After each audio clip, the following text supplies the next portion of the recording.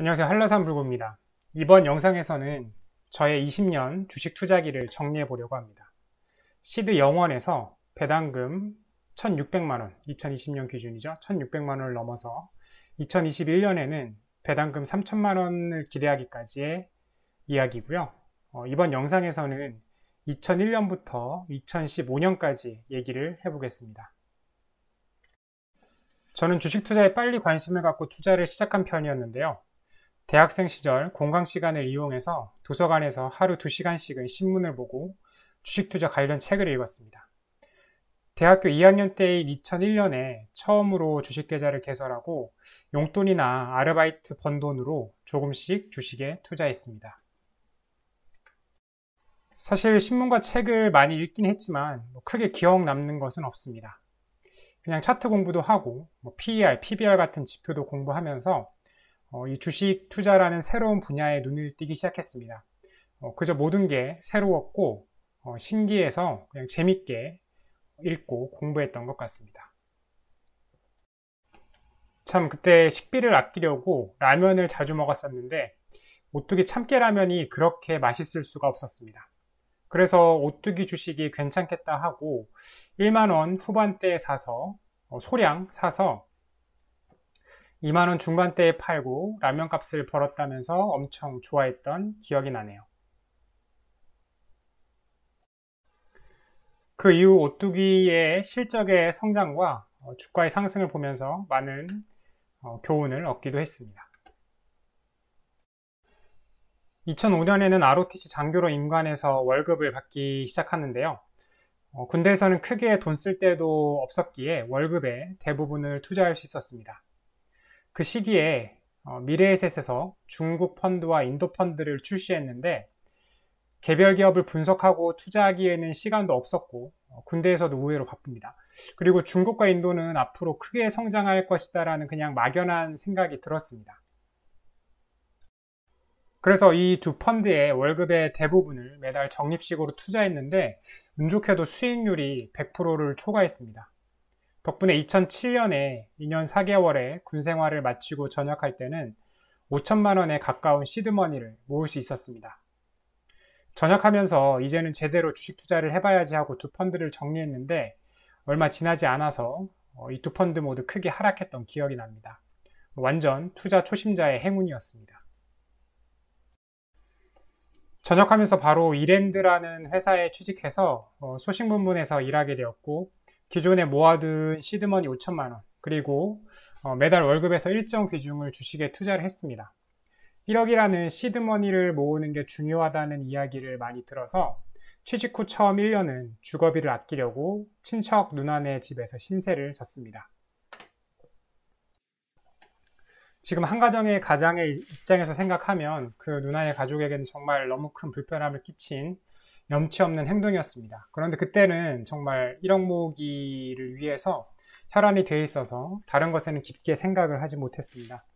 나중에는 고맙게도 부모님께서 조그만 원룸을 얻을 전세금을 마련해 주셔서 원룸을 구해서 독립을 하게 되었습니다. 2012년에 결혼을 했는데 이때쯤 1억이라는 시드머니가 모였습니다. 첫 회사인 이랜드에 입사하고 나서 대략 1년에 1천만 원 정도 더 모은 셈인데요. 어떻게 보면 자동차를 사지 않았던 덕분이기도 한데 자동차를 사면 돈을 모으지 못한다는 이야기를 많이 들었고 실제 계산해 보니 자동차는 구입에도 목돈이 들어가지만 구입 후에도 꾸준히 유지 관리비로 적지 않은 비용이 들었습니다. 그래서 자동차를 구입하는 대신 가족과 함께 차를 타고 외출할 일이 있으면 그린카나 쏘카 등의 공유카 혹은 렌트카를 이용했습니다.